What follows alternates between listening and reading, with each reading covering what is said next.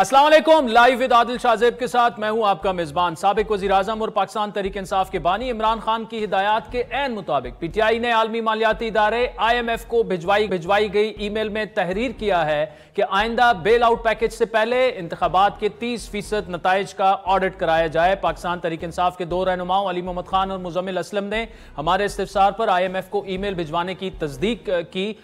इमरान खान ने गुज़श्ता रोजी अडयाला जेल में कुछ जर्नलिस्ट से गुफ्तगू करते हुए इस बात का इकरार किया था कि उनकी जुमात की तरफ से एक खत आज यानी मंगल की शब IMF को भिजवा दिया जाएगा। पीटीआई के तर्जुमान रऊफ हसन की जानिब से IMF के MD के नाम तहरीर की गई ईमेल में यह कहा गया है कि IMF किसी भी किस्म का मुआयदा करने से पहले ये तस्दीक कर ले कि जो हुकूमत मुआयदा कर रही है क्या वो इलेक्टेड है और क्या इसे अवाम का एतमाद हासिल है। ईमेल में मुतालबा किया गया IMF से कि 2 हफ्तों के अंदर कौमी और सूबाई असम्बलियों की 30% नशिस्तों का ऑडिट यकीनी बनाया जाए। ईमेल के मतन के मुताबिक पीटीआई का यह कहना है कि हम ये नहीं कह रहे कि IMF तहकीकाती इदारे का काम करे, लेकिन फाफिन और पातिन ने आम इंतखाबात के ऑडिट का तरीक़ेकार बता दिया है। उनके दिए गए तरीक़ेकार में कुछ तब्दीलियां करके इतलाक किया जा सकता है। IMF की माली इमदाद पाकिस्तानी अवाम पर अदरवाइज बोझ बढ़ाएगी। सिर्फ पीटीआई नहीं, दीगर जमातें और आलमी इदारे इलेक्शन फ्रॉड की आजादाना तहकीकात का मुतालबा कर रहे हैं। ये ईमेल में तहरीर है।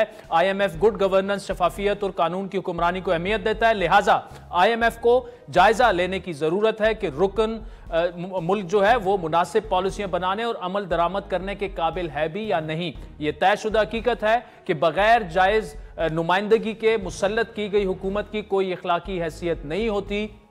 यह भी ईमेल का मतन है और ऐसी मुसल्लत शुदा हुकूमत को टैक्सेशन इकदामात करने का कोई इखलाकी इख्तियार भी नहीं होता। ईमेल में मजीद कहा गया है कि 2023 में, यह बड़ा इंपॉर्टेंट पॉइंट है, 2023 में बानी पीटीआई और IMF के नुमाइंदों के दरमियान जो बातचीत हुई, पीटीआई ने मुल्क में आजादाना मुनसिफाना इंतखाबात की शर्त और यकीन दहानी पर माली सहूलत जो बेल आउट पैकेज था उसकी हिमायत पर इत्तेफाक किया था। अभी तक IMF का इस बारे में कोई रद्द-ए-अमल तो सामने नहीं आया, लेकिन इमरान खान की जानिब से आम इंतखाबात में मुबैना धांधली के हवाले से IMF को मुमकिना खत की खबरों पर IMF की डायरेक्टर कम्युनिकेशन जूली कोजैक ने कहा था कि वो नई हुकूमत के साथ काम करने की मुंतजिर हैं, लेकिन वो पाकिस्तान की सियासी सूरत हाल पर तबसरा करने की पोजीशन में नहीं है, ना वो कर सकती हैं। वाज़ेह रहे कि तहरीक इंसाफी के दौरे हुकूमत के आखिरी वक्त में भी उस वक्त के वजीर खजाना शौकत तरीन की पंजाब के वजीर खजाना मोहसिन लगारी के साथ एक ऑडियो लीक सामने आई जिसमें वो इन्हें IMF मुआहदे पर दस्तखत करने से मना कर रहे थे।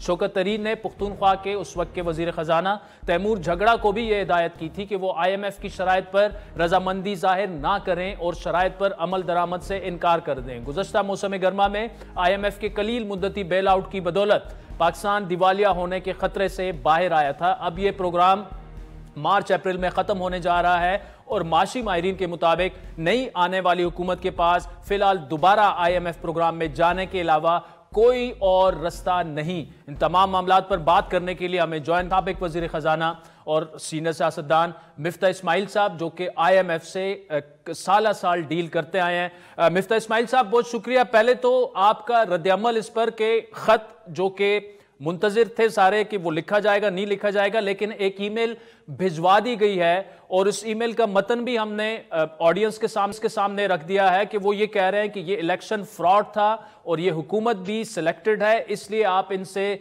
मामलात तय ना करें और इलेक्शन का ऑडिट 30% रिजल्ट्स जो हैं, सीट्स जो हैं, वो आप इंश्योर करवाएं। जी मिफ्ता साहब।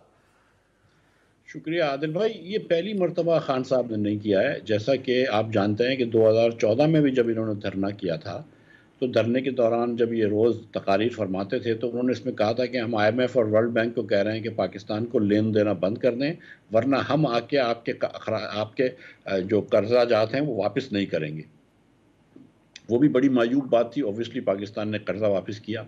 फिर जब 2019 में खान साहब ने IMF से सौदा किया, एग्रीमेंट किया, तो उस वक्त खान साहब ने ये नहीं कहा IMF से कि यार देखो अपोजिशन वाले जो हैं उनको RTS बंद होने के बहुत सारे तहफ़्फ़ुज़ात हैं और कम चलें हम मिलके पहले IMF को कहते हैं कि पहले इसका ऑडिट करा लें कि और जो RTS बंद हुआ तो वहाँ पे क्या हुआ था कि शायद अब्बासी साहब के हल्के में क्या 30,000 वोट नहीं डाले गए थे सदाकत अब्बासी के हक में।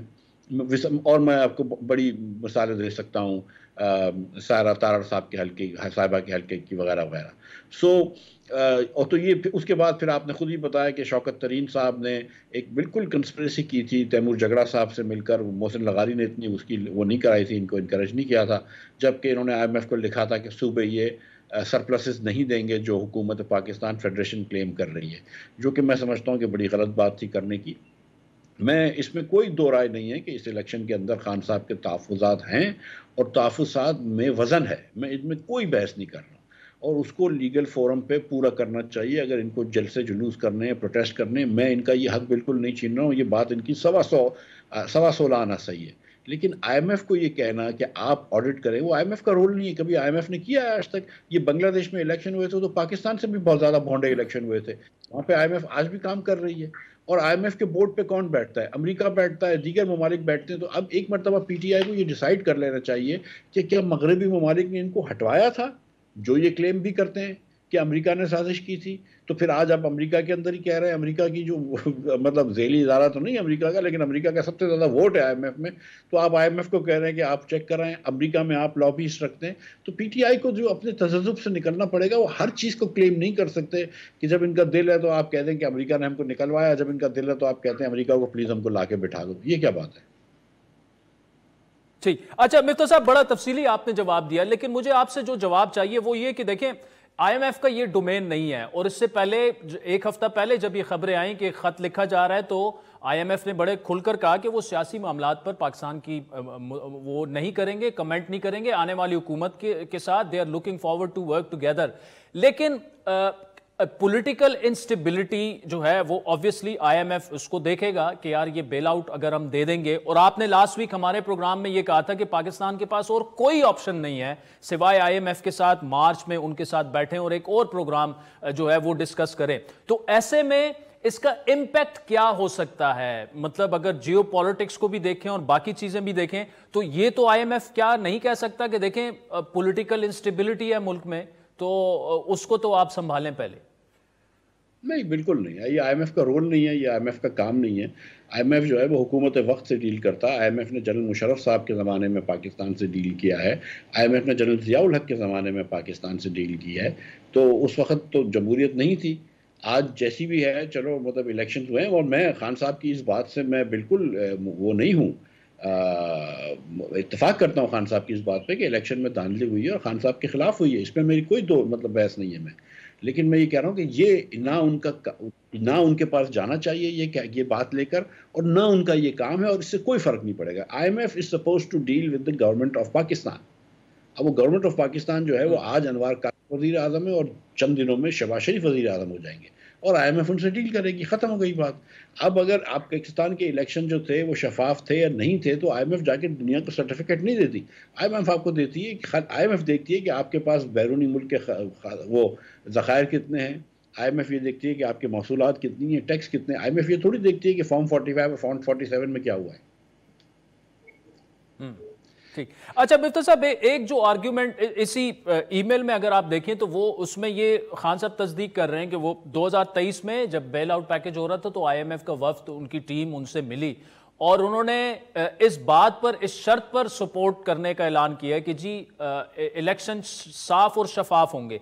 एक तो ये IMF का काम नहीं है जस्ट टू इंश्योर कि जी साफ शफाफ जो है वो इंतखाबात होंगे, लेकिन इस आर्ग्यूमेंट में कितना वजन है कि वो ये कह रहे हैं कि मैं इस बैकग्राउंड में ये सारी गुफ्तगू और ये ईमेल आपको इसलिए कर रहा हूं कि आपने जो वादा किया था उस वक्त उसकी वजह से मैंने बेल आउट को सपोर्ट किया, लेकिन वो वादा पूरा नहीं हुआ।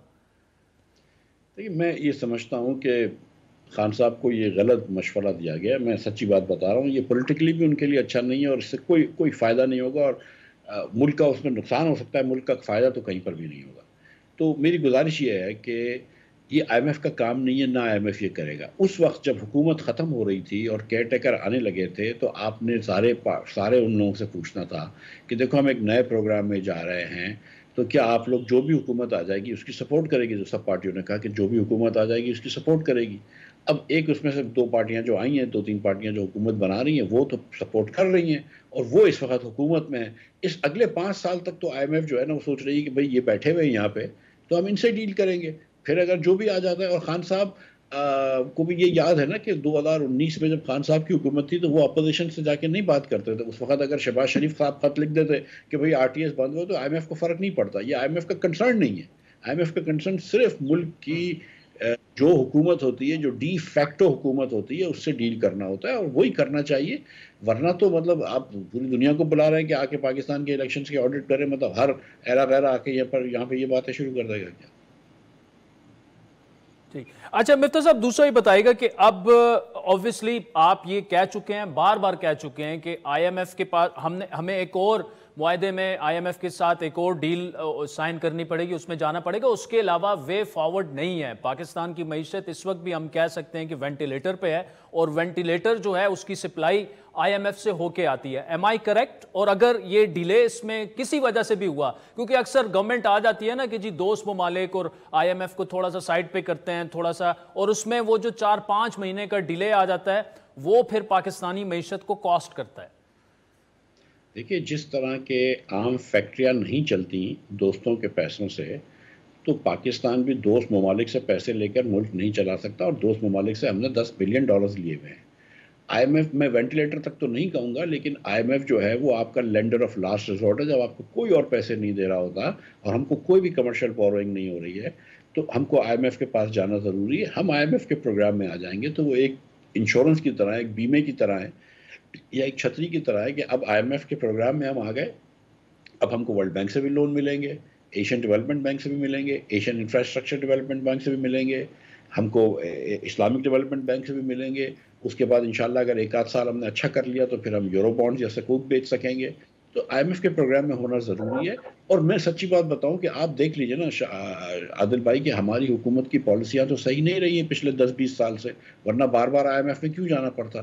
तो अगर आईएमएफ जो आपको बातें बता रहा है वो गलत तो नहीं है। आप कभी डॉलर को ऊपर नीचे मसनूई तौर पे करते हैं, कभी आप टैक्स को आगे पीछे करते हैं, तो आईएमएफ आपको एक सीधी चीज़ बता रहा है कि यार तुम कम टैक्स जमा करते हो, जितने तुम्हारे अखराजात हैं अगर 18% ऑफ जीडीपी, तो तुम 10% में गुजारा नहीं कर सकते हो। या अखराजात कम करो, और अगर अखराजात कम नहीं कर सकते हो तो महसूलात बढ़ाओ। और महसूलात जो हैं वो तुमने नौकरी पेशा लोगों से बहुत ले लिए, गरीब लोगों से आपने सेल टैक्स ले लिया, थोड़े से अशराफिया के ऊपर भी टैक्स लगा दो, प्रॉपर्टी के ऊपर टैक्स लगा दो, ज़राअत के ऊपर टैक्स लगा दो, दुकानदारों के ऊपर टैक्स लगा दो। इसमें कौन सी अजूबे वाली है गलत बात कर रहा है आईएमएफ? ठीक। मिफ्ता साहब, आखिर में देखिए, हमने अगले 3 सालों में तकरीबन कोई 70-75 बिलियन डॉलर जो हैं वो वापस करने हैं। सर्कुलर डेब्ट जो है इस वक्त वो रिकॉर्ड पे है। इसके अलावा जो बाकी भी हमारे मामलात हैं वो ज़्यादा ठीक नहीं है। तो वे फॉरवर्ड क्या है? स्ट्रक्चरल रिफॉर्म्स हैं, क्या किया जा सकता है? आपने एक्सप्लेन तो कर दिया कि जी अब आपने आगे बढ़ना होगा और इन तमाम मामलात को संभालना होगा, लेकिन मुख्तसरन अगर बताइएगा कि वे फॉरवर्ड मार्च से ही गवर्नमेंट के लिए क्या होगा?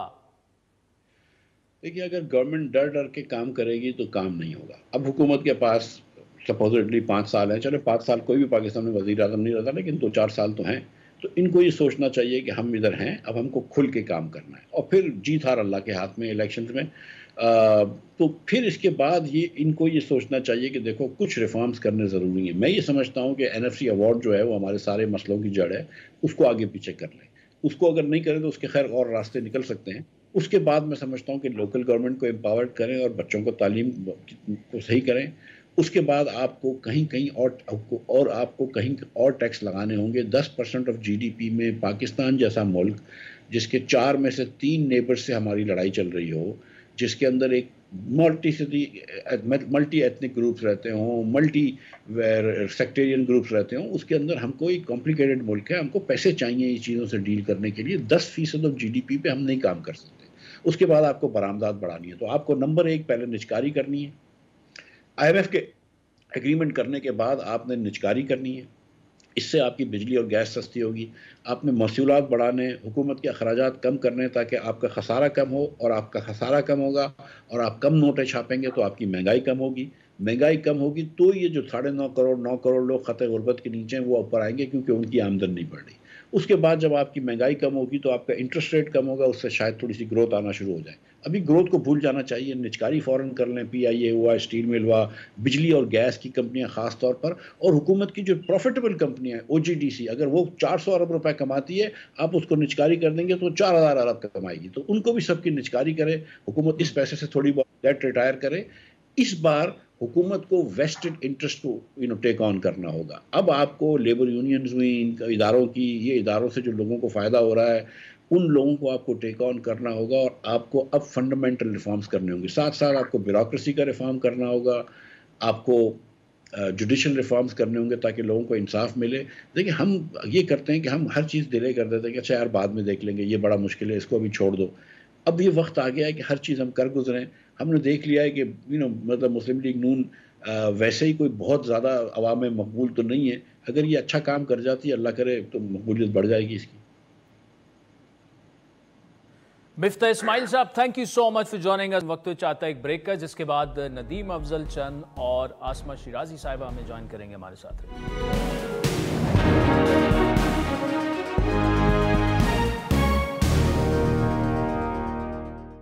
वेलकम बैक नाज़रीन। सदर आरिफ अलवी की जानिब से कौमी असम्बली का इजलास ना बुलाने के बाद निगरान वज़ीर आज़म ने वज़ारत कानून से राय लेने के बाद आइन के आर्टिकल 91 की शिक 2 के तहत कौमी असम्बली का पहला इजलास कल सुबह 10 बजे बुलाने की मंजूरी दे दी है, जिसमें 9 मुंतखब अरकान कौमी असम्बली हल्फ उठाएंगे। दूसरी जानिब नून लीग के कायद नवाज शरीफ और पार्लिमानी कमेटी ने वज़ीर आज़म के ओहदे के लिए शहबाज शरीफ और स्पीकर कौमी असम्बली के लिए अयाज सादिक को नामजद कर दिया है। पार्लिमानी पार्टी के इजलास में नवाज शरीफ साहब ने खिताब भी किया और मुल्क को दरपेश मुश्किलात का तस्करा। उनके बकौल अगले 1.5 से 2 साल मुश्किलात के होंगे, लेकिन वो संभाल लेंगे मामलात को। आपके अगले पहले जो है 1.5-2 साल ज़रा मुझे महसूस होता है कि मुश्किल के होंगे। इस मुश्किल में हमने बिल्कुल इस तरह से रहना है जी, एक होकर, और अपने मुखालफिन का भरपूर मुकाबला करना है। और इंशाअल्लाह मुझे बहुत यकीन है कि पाकिस्तान अगले 1.5-2 साल में इन मुश्किलात से बाहर निकल जाएगा।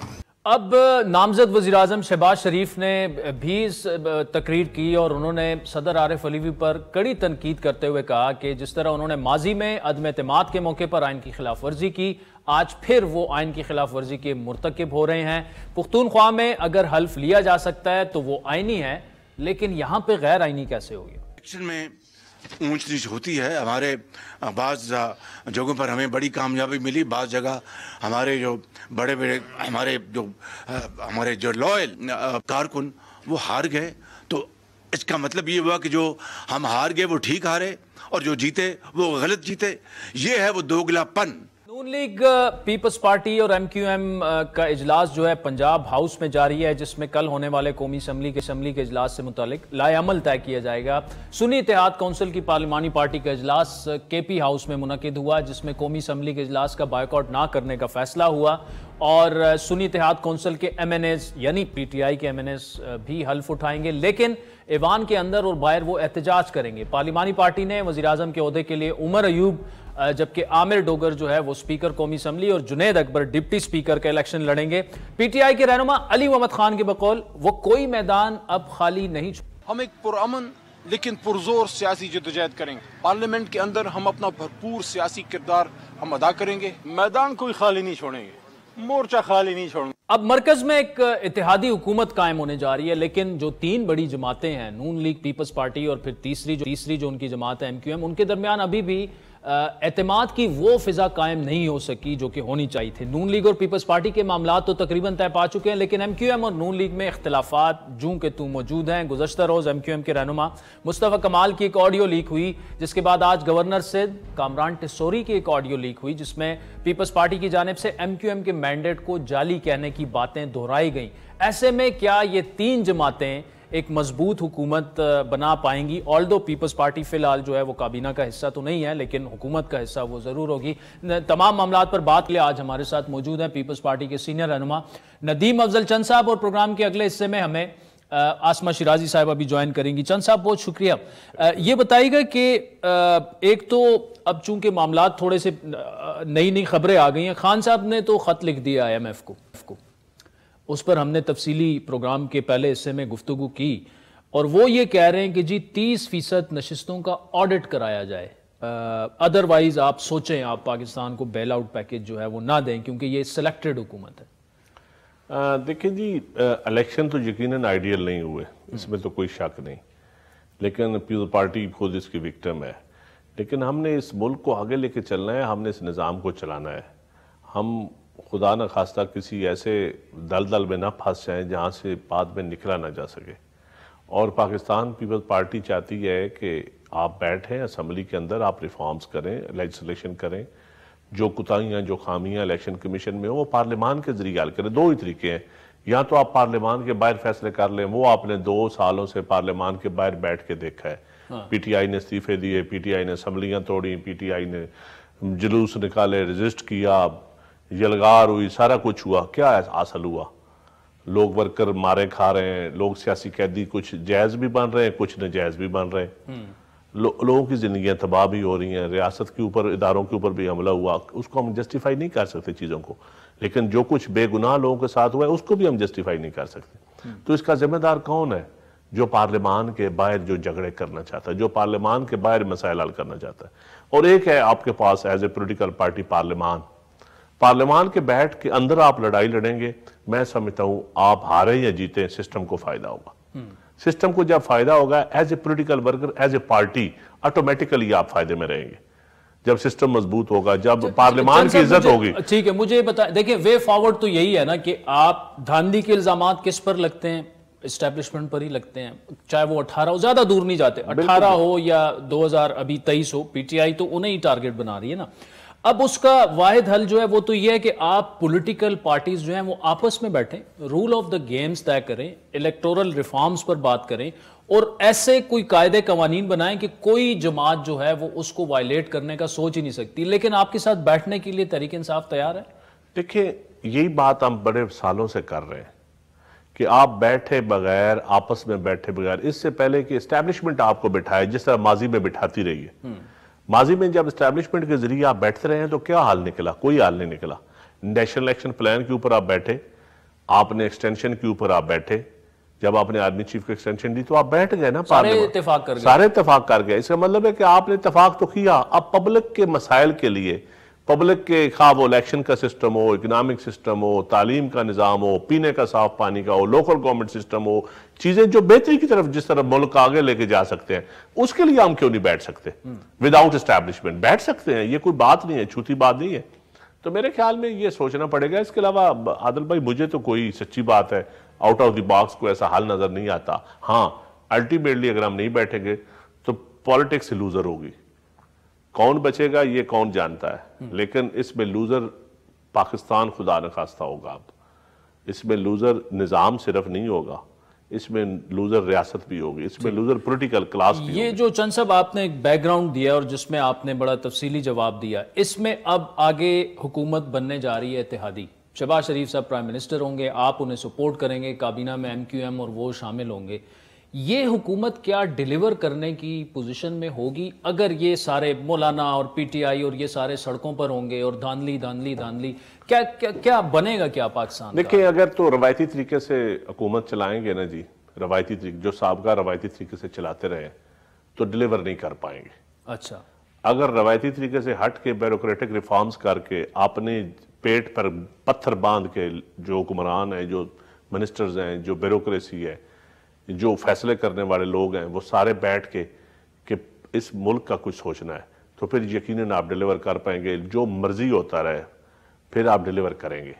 अगर आप रवायती तरीके से वही कि सेक्रेटरी कौन लगा लिया, बजट इतना आ गया, इतना एक्सपेंडिचर हो गया, गली नाली की सियासत ही करते रहेंगे हम, तो हम डिलीवर नहीं कर पाएंगे। मुझे ऐसा होता तो नजर नहीं आ रहा। तो फिर अल्लाह ही हाफिज है। तो इसमें इसको उसके लिए VN चाहिए। VN तो है लोगों का। अब उसके लिए देखें पीपल्स पार्टी और क्या कर सकती। पीपल्स पार्टी ने सबसे बड़ी कुर्बानी दी कि हम हुकूमत में बैठेंगे, हम मिनिस्ट्रियों की अब ब्लैकमेलिंग तो नहीं होगी ना। हम गैर मशरूत बैठ रहे हैं, कोई हमारा गैर मशरूत का सदर आपका हो गया, 2 गवर्नर आपके हो गए, चेयरमैन सेनेट आपका हो गया, डिप्टी स्पीकर आपका हो गया। मैं आपको जवाब देता हूँ, सदर और 18वीं तरमीम के पास, सदर के पास, गवर्नर के पास क्या इख्तियारात है? कोई इख्तियार ना हो, लेकिन जरदारी साहब सदर बन जाए तो इख्तियारात उनके पास खुद चल कर आ जाते। देखिए इख्तियारात तो नहीं है ना, आरफ अलवी भी तो सदर ही रहा है, कोई इख्तियारात नहीं है। अब ये एक सिंबॉलिक से ओहदे रह गए, सिंबॉलिक ओहदे दे के आप पूरे निज़ाम को आपने कंधों पे उठाना है, निज़ाम को चलाना है, धक्का देना है, चले ये निज़ाम। क्या हमको मिनिस्ट्रियां मांग रहे हैं, हम कोई ब्यूरोक्रेसी में हिस्सा मांग रहे हैं, हम कोई नौकरियां मांग रहे हैं, कोई फंड्स मांग रहे हैं? नहीं, हम मांग रहे हैं आगे चलें, रिफॉर्म्स करें, प्लानिंग करके इस मुल्क को आगे लेके चलें। जब आप प्लानिंग करके इस मुल्क को आगे लेके चलेंगे, यकीनन पीओ पार्टी मजबूर होगी आपके साथ बैठने की और इस सिस्टम को चलाने के लिए। लेकिन जब आप सिस्टम में दलदल नई सिस्टम रवायती तरीके से चलाएंगे तो फिर कौन कुर्बानी देता है?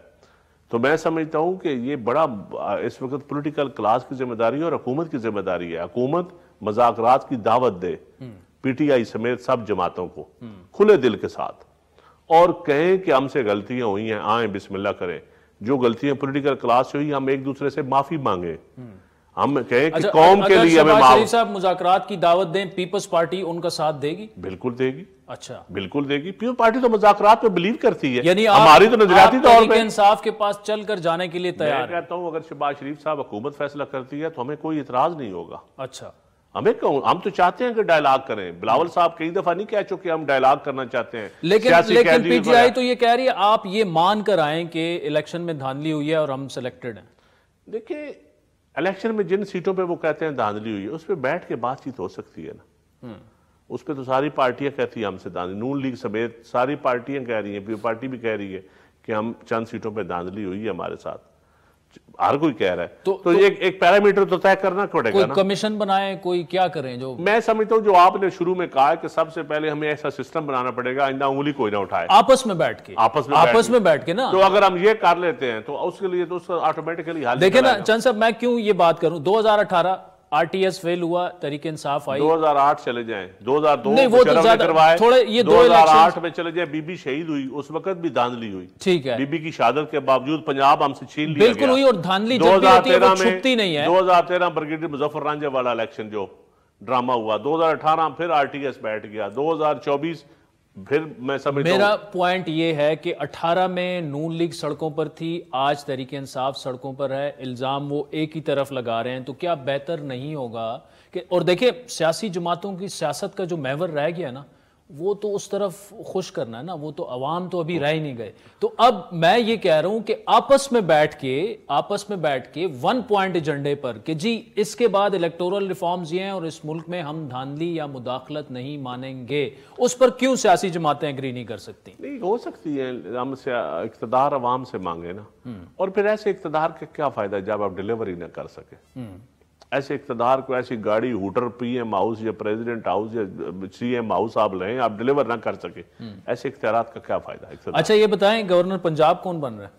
जो पार्टी फैसला करेगी पीओ पार्टी का इंशाल्लाह होगा। अच्छा, सेंटर पंजाब से बनेगा एकदम? नहीं, कोई पता नहीं जी, पार्टी का फैसला करेगी, साउथ पंजाब सेंटर पंजाब, ये पार्टी ने। ये बलूचिस्तान में क्या हुआ अभी तक, क्यों अनाउंसमेंट नहीं हुई? आज रात को हो जाएगी इंशाल्लाह। आज रात को हो जाएगी। नदीम अफजल चंद साहब, thank you so much for joining us. नाज़रीन, ब्रेक के बाद आसमा साहिबा हमें ज्वाइन करेंगे और सुन्नी इत्तेहाद कौंसिल के सरबराह भी हमारे साथ मौजूद हैं।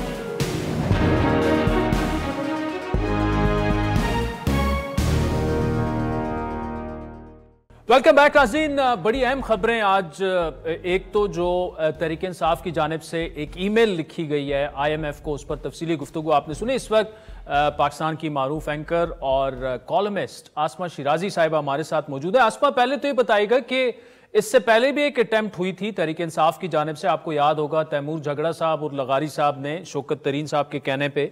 अब एक दफ़ा फिर ये जो ईमेल चली गई है, आप उसे ख़त कहें, ईमेल कहें, इसका इम्पैक्ट क्या होगा तहरीक इंसाफ की ओवरऑल सियासत पर और पाकिस्तान के हालात पर? मेरा ख्याल है कि ये इसका जो इम्पैक्ट है वो इंतहाई ख़तरनाक है तहरीक इंसाफ की सियासत के लिए। देखिए, अगर देखें तो पाकिस्तान को तो शायद इसका कोई नुकसान नहीं होगा। उसकी वजह ये है कि ये पहली बार नहीं हो रहा कि पाकिस्तान के लिए तहरीक इंसाफ पहले भी कर चुकी है और ये रियासतों के साथ मामलात होते हैं, ये हुकूमतों के साथ मामलात होते हैं। पाकिस्तान तहरीक-ए-इंसाफ अपनी जो कोशिश कर रही है, बिल्कुल उनके जहन में शायद ये होगा कि इसका कोई नतीजा नहीं निकलेगा, लेकिन उसके बावजूद अगर उन्होंने ये ख़त लिखा है और इतना स्ट्रॉन्ग रिएक्शन आया है, इवन उनकी अपनी जमात में हमारी इत्तलात है कि बहुत सारे लोग इसकी फेवर में नहीं थे कि तहरीक-ए-इंसाफ ख़त लिखे और फोर्स करे IMF को कि वो उनके पाकिस्तान के जो अंदरूनी मामलात हैं उसके ऊपर बात करें, मगर उसके बावजूद ख़त लिखा गया। तो इसका तहरीक-ए-इंसाफ कैसे जवाब देगी? अपने वोटर्स को, अपने सपोर्टर्स को कैसे जवाब देगी? वो तमाम बिल्कुल एक मकबूल तरीन सियासी जमात है, इसमें कोई दो राय नहीं। उनकी जो एक कल्ट फॉलोइंग भी है, उनके लोग उनके साथ जुड़े हुए भी हैं, लेकिन इसकी कोई जस्टिफिकेशन नहीं है कि एक तरफ आप नारा लगाएं कि गुलामी नामंजूर और दूसरी तरफ जो है वो आप और एब्सोल्युटली नॉट की बातें करें, और उसके बावजूद आप IMF को ख़त लिखें कि आप पाकिस्तान के जो 20% या 30% नशिस्तें हैं उसका जो ऑडिट है वो किया जाए। किस हैसियत से IMF को दावत दी जा सकती है? किस हैसियत से IMF को कहा जा सकता है कि आप पाकिस्तान के अंदरूनी मामलात के अंदर मुदाखलत करें? ये बात अपनी जगह पे बड़ी अहम है आदिल, कि ये PTI ही थी जो कि सरकार में थी, तो उन्होंने IMF के साथ जो है वो इस तरह के मुआहदे किए कि पाकिस्तान जो है वो कर्जों में जकड़ा गया। ये PTI ही थी जिसने कि तारीख के सबसे ज़्यादा कर्जे जो हैं वो IMF से लिए और पाकिस्तान को इस जगह पर पहुंचाया। ये वो सारे सवालात हैं जिसके जवाब उनको देने पड़ेंगे, बावजूद इसके कि उनके साथ बहुत ज़्यादा उनके एतराज़ात हैं, उनके तहफ़्फ़ुज़ात हैं और इल्ज़ामात हैं इलेक्शन के हवाले से, इलेक्शन के मैंडेट के हवाले से। लेकिन उसके बावजूद ये जस्टिफिकेशन नहीं बनती कि आप IMF को ख़त लिखें और कहें कि आप आके हमारे हल्के खोलें और उनका ऑडिट करें, वरना आप पाकिस्तान को जो है वो बेल आउट पैकेज नहीं देंगे। अच्छा आसमा, दूसरा मुझे ये बताएगा कि इस सारे सिनारियो में एक तरफ इत्तेहादी हुकूमत बनने जा रही है, लेकिन अगर देखा जाए तो अभी भी जो 3 बड़ी जमातें हैं, जो हुकूमत, पीपल्स पार्टी तो शामिल नहीं होगी लेकिन हुकूमत का हिस्सा वो होगी, काबीना में शामिल नहीं होगी, अभी भी वहां पर बदएतमादी की एक फिजा है। MQM के साथ मामलात अभी तक तय नहीं पाए, तो एक ऐसी हुकूमत जो कि शायद अगले 2-3 दिनों में हल्फ उठा लेगी काबीना समेत, और फिर एक तरफ बड़ी एक ऐसी मजबूत अपोजिशन जो कि जिसने अब IMF को भी खत लिख दिया है, तो एक बम्पी राइड होगी शहबाज शरीफ साहब के लिए। मेरा नहीं ख्याल उनको, जैसे भी मुत्तहिदा कौमी मूवमेंट फैसल सब्ज़वाई साहब हमारे ही प्रोग्राम पे थे, तो उन्होंने कहा कि हमने ये उसूली फैसला किया है कि हम हुकूमत का साथ देंगे, हम उनके साथ खड़े होंगे। बेशक कोई भी उनके मुतालबात ना माने जाए, लेकिन गैर मशरूत तरीके से जो है वो आगे बढ़ेंगे। ये एक बहुत अच्छा साइन है। इसी तरह पाकिस्तान पीपल्स पार्टी ने लाख तहफ़्फ़ुज़ात के बावजूद, ये जानते हुए कि पाकिस्तान के इस वक्त मसाइल क्या हैं, उसके वो उन्होंने PMLN का साथ देने का फैसला किया है। PMLN का खुद इस वक्त जो है वो हुकूमत संभालना भी इसी बात की गमबाजी कर रहा है कि ये कोई अच्छी, ये फूलों की सेज कतई तौर पर नहीं होगी, ये कांटों का बिस्तर होगा। लेकिन पाकिस्तान की सियासी जमातों को ही आगे बढ़ना है, उनको ही फैसले करने हैं, उनको ही पाकिस्तान के अवाम को जवाबदेह होना है। और अगर कल को इस कदर भूख अफलास बढ़ गई और ज़्यादा गुर्बत, खते गुर्बत से लोग नीचे चले गए, तो जवाबदेह भी पाकिस्तान की सियासी जमातें होंगी, जवाबदेह तहरीक इंसाफ भी होगी कि इतने वोट लेने के बावजूद, इस वक्त पाकिस्तान की लार्जेस्ट पार्टी बनने के बावजूद, ना उन्होंने हुकूमत में शमूलियत इख्तियार की, ना उन्होंने अपने जो ये तमाम मसाइल इस वक्त जो इलेक्शन कमीशन में हैं बतौर सियासी जमात के, उनको संजीदगी से तय करने की कोशिश की। वो कर सकते थे, उनके पास हल मौजूद थे। ये इन सारी बातों का जवाब पाकिस्तान तहरीक इंसाफ को भी देना पड़ेगा। ऐसा नहीं हो सकता कि हुकूमत या इस वक्त फेल हो या रियासत को के मसाइल हों और उसके ऊपर कुछ सियासी जमातें उसकी जिम्मेदार हों और एक बड़ी सियासी जमात जो है वो उसकी जिम्मेदार ना हो। तो बहुत सारे सवालात हैं जिसके जवाब देने पड़ेंगे। लेकिन इस वक्त पाकिस्तान को सबसे बड़ा मसला पाकिस्तान की मईशत का है, और पाकिस्तान की सियासी जमातें जानते बूझते जो हैं वो इस वक्त इस रियासत को सहारा दे रही हैं या सियासत को सहारा दे रही हैं या वो हुकूमत का हिस्सा बनने जा रही है। ये मेरा ख्याल है कि तारीखी लम्हे है कि जिसमें ये इस सारे मामलात के ऊपर पाकिस्तान के अवाम को ये समझना होगा या उनको बताना चाहिए कि किस तरह के हालात में पाकिस्तान जो है वो इस वक्त खड़ा है और वो कौन सा वाकई नाजुक मोड़ है जो हम हमेशा सुनते थे, वाकई नाजुक मोड़ से पाकिस्तान गुजर रहा है। आसमा शिराजी साहिबा, thank you so much for joining us. राजी आता है एक ब्रेक का, जिसके बाद आपसे दोबारा मुलाकात।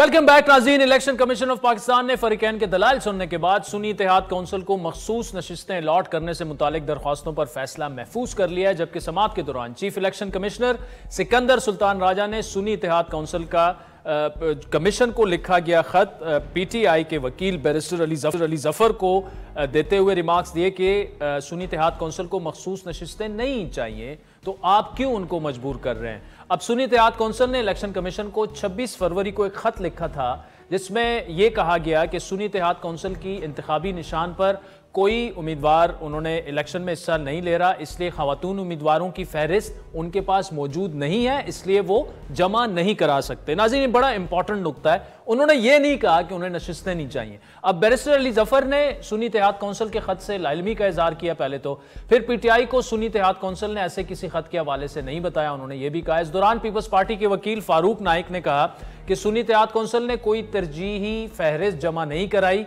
और सिर्फ मखसूस नशिस्त हासिल करने के लिए इस वक्त फहरिस्त वो नहीं जमा करा सकते। आजम नजीर तारड़ जो कि नून लीग के वकील है, उन्होंने कहा है कि एक ऐसी जुमात जिसने इलेक्शन में हिस्सा नहीं लिया, आज़ाद अरकान इसमें शामिल हो सकते हैं। मखसूस नशिस्त के दावे के लिए सियासी जुमात को चंद सीटें जीतना लाजिम है।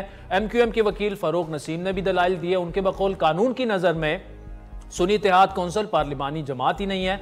अब सुन्नी इत्तेहाद कौंसिल के सरबराह ने खुद आज़ाद इलेक्शन हैसियत में इलेक्शन लड़ा और रोकी हुई मखसूस नशिस्तें कोटे के मुताबिक MQM को दी जाएं, ये उनके दलाइल। इमरान मुर्तज़ा ने भी दलाइल दी, JUI के वो वकील हैं, कि तारीख गुजर जाने के बाद नई तरजीही फहरिस्त जमा नहीं कराई जा सकती, अब तकसीम उन्हीं में होगी जिन्होंने लिस्ट दी है। सुन्नी इत्तेहाद कौंसिल के वकील और PTI के रहनुमा ने समाअत के बाद मखसूस नशिस्तें ना मिलने की सूरत में सुप्रीम कोर्ट जो है वो भी जाने का ऐलान किया। अब सुन्नी इत्तेहाद कौंसिल ने खत में जो भी लिखा था, जो भी उसके मंदरजात हैं, अब आगे उनका जो लाएअमल है वो क्या होगा। हमारे साथ मौजूद हैं साहबजादा हामिद रजा साहब, सुन्नी इत्तेहाद कौंसिल के वो सरबराह हैं। साहबजादा साहब, बहुत शुक्रिया। पहले तो सर ये बताइएगा, ये खत मेरे सामने पड़ा हुआ है, अब इस खत को बुनियाद बनाकर ये कहा जा रहा है कि चूंकि आपने खुद ये कहा कि इलेक्शन सिंबल पर किसी ने हिस्सा नहीं लिया और वुमेन कैंडिडेट्स की जो लिस्ट है वो एग्जिस्ट ही नहीं करती, इसलिए हम जमा नहीं करा सकते। क्या कहिएगा साहबजादा साहब इस पर? जी, बिस्मिल्लाहिर्रहमानिर्रहीम। आदिल भाई बहुत शुक्रिया। ये अगला जवाब देने से पहले मैं आपको एक बात की वजाहत कर दूं कि अगर इस ख़त को ग्राउंड बनाकर इलेक्शन कमीशन ने हमारी दरख्वास्त को रिजेक्ट किया तो मैं चीफ इलेक्शन कमिश्नर साहब और तमाम लोगों के खिलाफ हद के इज़्ज़त का दावा दायर करूँगा। अब मैं आपको आगे देता हूँ वजाहत इसकी। सर, 23 तारीख को हमें एक ख़त मौसूल होता है और उस ख़त के अंदर हमें ये कहा जाता है कि आपने जनरल इलेक्शन कंटेस्ट करने से पहले एक एफिडेविट जमा करवाया था, जिस एफिडेविट के अंदर आपने ये बात कही थी, और ये मैं ख़त आपकी स्क्रीन का आपके पास भी होगा, मैं आपकी स्क्रीन के ऊपर भी चला देता हूँ, आप इसे अपने नाजरीन को दिखा सकते हैं। हमें ये कहा गया कि हमने चूँकि कोई भी पॉलिटिकल पार्टी जब जनरल इलेक्शन कंटेस्ट करती है तो वो लीगली पाबंद है कि कंटेस्ट करने के लिए उस पार्टी ने इंतखाबात के अंदर 5% नशिस्तें औरतों को देनी होती हैं जो जनरल सीट के ऊपर इलेक्शन लड़ती हैं, जनरल सीट पे, यानी जिन्होंने 8 फरवरी को इलेक्शन लड़ना था। नंबर 1 ये कि ये खत सिर्फ मुझे जारी नहीं किया गया, ये तमाम पॉलिटिकल पार्टीज को जारी किया गया। आप इलेक्शन कमीशन से जाकर रिकॉर्ड चेक कर सकते हैं। नंबर 2 ये कि 23 तारीख को खत जारी करके, ये मैं खत आपके सामने आपकी स्क्रीन पे कर रहा हूं, अब मैं इसकी हार्ड कॉपी भी आपको भिजवा दूंगा। 23 तारीख वाले दिन ये खत जारी करके हमें ये बात कही गई कि 72 आवर्स में, 3 दिन के अंदर अंदर आप ये बताएं कि आपने अगर इलेक्शन कंटेस्ट किया है तो उसके अंदर क्या आपने 5% खवातीन को टिकट जारी किया जिन्होंने जनरल इलेक्शन लड़ा, और अगर उन खवातीन ने जनरल इलेक्शन लड़ा है तो उनकी लिस्ट दे दें। हमने उसको 26 तारीख को जो इलेक्शन, और फिर साथ आगे ये भी बताया गया कि अगर हम 3 दिन के अंदर इसका जवाब नहीं देते तो हमारे खिलाफ तादीबी कार्रवाई हो सकती है, जो तादीबी कार्रवाई जुर्माना भी हो सकता है, जो हमारी सिंबल की सस्पेंशन भी हो सकती है, जो हमारी पार्टी की मौतली भी हो सकती है। हमने उस खत के जवाब में 23 तारीख को इलेक्शन कमीशन के खत के और उसमें रेफरेंस दिया इलेक्शन कमीशन ने इसका 206 का, कि 206 के तहत हमने 26 तारीख को ये जवाब दिया उन्हें कि जनाबे वाला सुन्नी इत्तेहाद कौंसिल ने जनरल इलेक्शन के अंदर किसी को टिकट जारी नहीं किया। हमारा अलायंस था विद पाकिस्तान तहरीक इंसाफ, बल्ले का निशान वापस ले लिया गया। आरओ ने तो पार्टी के चेयरमैन का टिकट भी कबूल नहीं किया। हालांकि मेरा नॉमिनेशन पेपर उठाकर देख लें, उसमें तहरीक इंसाफ सुन्नी इत्तेहाद कौंसिल लिखा हुआ है। अगर मेरे नॉमिनेशन पेपर के ऊपर सुन्नी इत्तेहाद कौंसिल ना लिखा हो तो मैं जवाब दूं, लेकिन आरओ ने मुझे मेरी पार्टी का टिकट जमा करवाने की बजाय मेरी हैसियत कर दी इंडिपेंडेंट। मैं इंडिपेंडेंट हो गया, हमारे कुछ एमपीएस इंडिपेंडेंट हो गए। अच्छा, हमने ये बताया कि भाईजान हमने जनरल इलेक्शन के अंदर किसी को टिकट जारी नहीं किया। जब हमने टिकट जारी नहीं किया तो आपको उन 5% औरतों का जिन्होंने इलेक्शन लड़ना था 8 फरवरी को, उसकी लिस्ट कहां से आपको दे दें जब पार्टी का चेयरमैन ही नहीं इलेक्शन लड़ सका। यह था आर्टिकल 206 के तहत हमारा जवाब।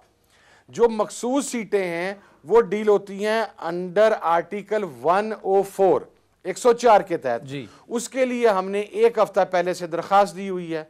अच्छा, मेरा आर्गूमेंट ये है कि अगर तो ये जनरल सीटों के हवाले से सिर्फ मेरे से पूछा गया है और मैंने जवाब दिया तो मैं इसके लिए जवाब दूं। अगर तमाम पॉलिटिकल पार्टीज को ये खत लिखा गया है और पॉलिटिकल पार्टीज ने अपनी वो लिस्टें प्रोवाइड की हैं जिन खवातीन ने लड़के जो इलेक्शन लड़ी हैं अपने हल्के में 8 को, तो फिर भी मैं उसके अंदर सच्चा हूं। और अगर ये मसला ये है कि आपने वहां पर इस खत को यह बुनियाद बना लिया कि मैंने मखसूस नशिस्त डिमांड नहीं की, तो फिर मेरा सवाल यह है कि जनाब 1 हफ्ते से आप इलेक्शन कमीशन में क्या कर रहे थे? आप इलेक्शन कमीशन के इजलास किस लिए बुला रहे थे? गुज़श्ता कल और कल का दिन और आज का दिन जो आपने 3-3, 4-4 घंटे प्रोसीडिंग्स चलाई हैं, पाकिस्तान के चोटी के कानूनदान वहां पर मौजूद थे, फिर वो सब वहां पर क्यों कर रहे थे? आप कहते हैं कि सुन्नी इत्तेहाद कौंसिल ने मखसूस नशिस्त नहीं मांगी, null and void, rejected, that's it, gone, the case is finished. ये टोपी ड्रामा आपने कौन सा नया करना शुरू कर दिया?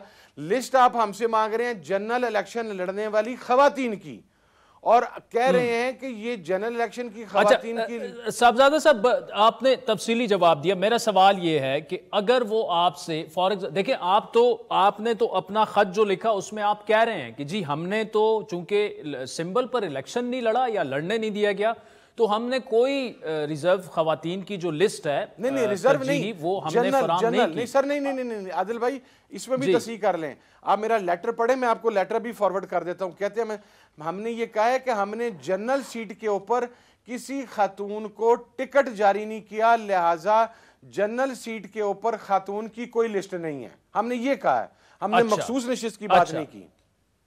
ठीक है, लेकिन अब वे फॉरवर्ड क्या है साहबजादा साहब? आपने तो ये कह दिया कि आप हत्या की इज्जत का दावा भी करेंगे, अगर फैसला अगेंस्ट आया सुप्रीम कोर्ट में भी आप जाएंगे, लेकिन मतलब क्या इसका हल क्या है?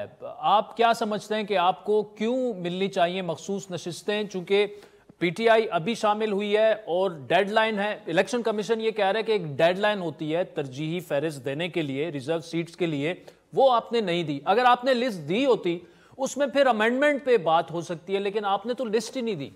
हाँ, ये बात अब आप आए हैं बात के ऊपर। हमने तरजीही लिस्ट नहीं दी, मैं आपके सामने ओन ही नहीं कर रहा कि मैंने तरजीही लिस्ट दी है। ये है इलेक्शन कमीशन की बात जो सही है। जो पहले वो मेरे पे थोपने की कोशिश कर रहे हैं वो गलत कर रहे हैं। और अगर वो उस लेटर को बुनियाद बनाकर नशिस्तें नहीं देंगे, मैं जाऊंगा, मैं कंटेम्प्ट ऑफ कोर्ट में भी जाऊंगा, मैं अदालत के अंदर भी जाऊंगा। अगर टेक्निकल ग्राउंड के ऊपर ये ग्राउंड बना के देते हैं कि सुन्नी इत्तेहाद कौंसिल ने तरजीही लिस्ट जमा नहीं करवाई, तो भाई उसको तो हमने डिनाई नहीं किया, उसको पाकिस्तान तहरीक इंसाफ ने डिनाई नहीं किया, उसको और किसी इत्तेहादी पार्टी ने डिनाई नहीं किया। अच्छा, अब क्यों नहीं जमा करवाई? अब उसकी मेरी वजह पूछ लें। वो वजह ये थी कि हम एक इत्तेहाद के अंदर मौजूद थे गुज़श्ता 7 साल से। इलेक्शन से पहले ये डिसाइड हुआ कि MWM और सुन्नी इत्तेहाद कौंसिल पंजाब के अंदर बल्ले के निशान के ऊपर इलेक्शन कंटेस्ट करेंगे। मेरा जो टिकट, मैंने दोबारा आपसे कहूंगा, मेरा और मेरी पार्टी के जिन लोगों के टिकट जमा करवाए गए हैं, चेक कर लें, उसके ऊपर सुन्नी इत्तेहाद कौंसिल और तहरीक इंसाफ लिखा हुआ है, इत्तेहाद आगे लिखा हुआ है। अब वो जो लिस्ट पाकिस्तान तहरीक इंसाफ की तरफ से मखसूस नशिस्तों पर जमा करवाई गई थी, उसके अंदर एक खातून सुन्नी इत्तेहाद कौंसिल की है, एक MWM की है, और हमने एज अ पॉलिटिकल अलायंस वो लिस्ट जमा करवाई थी। इसलिए ना हमने सेपरेटली लिस्ट जमा करवाई, ना मजलिस वहदत मुस्लिमीन ने सेपरेटली लिस्ट जमा कराई। ये थी वजह लिस्ट जमा ना करवाने की। आगे आ जाएं। अच्छा, इसमें साहबजादा साहब आखिर में एक नुक्ता है, देखिए you have a valid point. अब अगर टेक्निकलिटी पे आपकी नशिस्तें रिजेक्ट कर दी जाती हैं तो 2018 में बाप पार्टी जो है वो एग्जिस्ट नहीं करती थी केपी में। उसके बाद 3 जो आज़ाद उम्मीदवार थे केपी में वो शामिल हुए और उन्होंने लिस्ट नहीं जमा कराई थी। उसके बाद उनको एक रिजर्व सीट मिली, तो एक प्रेसिडेंस तो मौजूद है इसमें।